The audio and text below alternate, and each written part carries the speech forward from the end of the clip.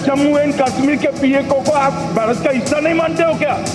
Aggressive ना हो, जान दे देंगे इसके लिए। क्या बात कर रहे हो आप? क्या सीडीएस बिपिन रावत पीओके पर कब्जा करने की तैयारी कर रहे थे? क्या पीओके वापस लेने का पूरा प्लान तैयार था? दोस्तों, बिपिन रावत की मौत ने आज हम सभी को बहुत ज़्यादा परेशान किया हुआ है, लेकिन आपको बता दें कि इसके पीछे बहुत ही बड़ा वजह है। उनके शहीद पर सिर्फ भारत ही नहीं बल्कि दुनिया के बहुत सारे देश अफसोस जता रहे हैं। लेकिन देखा जाए जिस तरीके से उनकी हेलीकॉप्टर की दुर्घटना में मौत हुई, एक बहुत बड़ी साजिश की तरफ इशारा कर रही है।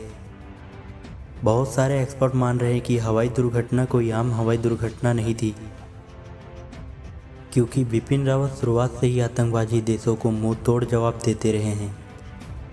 पाकिस्तान और चीन, ये दोनों ऐसे देश हैं जो बिपिन रावत हमेशा सख्त रहे हैं। एक बार नहीं बल्कि कई बार चीन और पाकिस्तान को मुंह तोड़ जवाब देते रहे हैं। और इसमें सबसे बड़ा भारत का मुद्दा पीओके है। आपको याद ही होगा कि जिस तरीके से 370 धारा को हटाया गया था, यही उम्मीद जताई जा रही थी कि बहुत ही जल्द पाकिस्तान के द्वारा अवैध रूप से कब्जा किए हुए कश्मीर के हिस्से को भारत वापस ले लेगा। और सच कहें तो इसकी जंग शुरू हो चुकी थी। और इसी बीच नरेंद्र मोदी जी का भी बयान आया था। उन्होंने कहा कि पीओके को बहुत ही जल्द भारत का हिस्सा बना लिया जाएगा।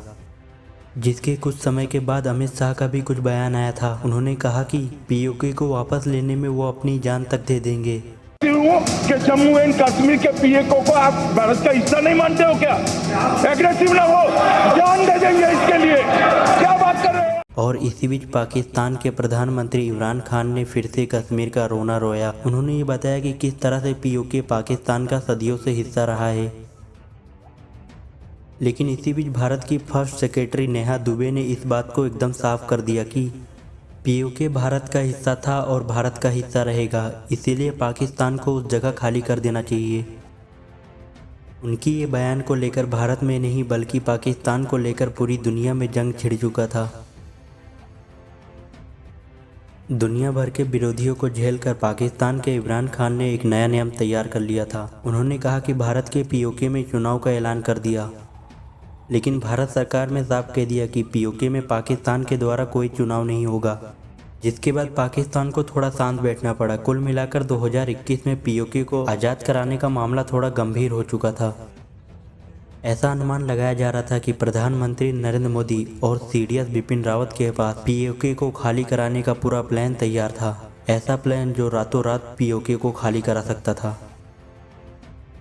लेकिन जैसे कि आप सब जानते हैं कि कुछ दिन पहले सीडीएस जनरल बिपिन रावत की हेलीकॉप्टर क्रैश में मौत हो गई थी।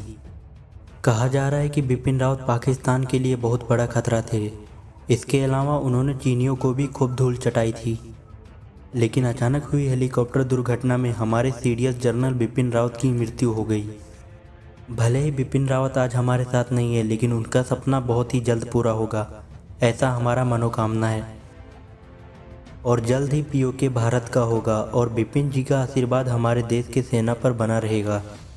दोस्तों, भारत कितना जल्दी पीओके को अपने अंडर में कर लेगा, कितने साल कितने दशक लगेंगे, आप हमें कमेंट करके ज़रूर बताइएगा। और वीडियो पसंद आई हो तो एक कदम हमारे चैनल की ओर जरूर रखना।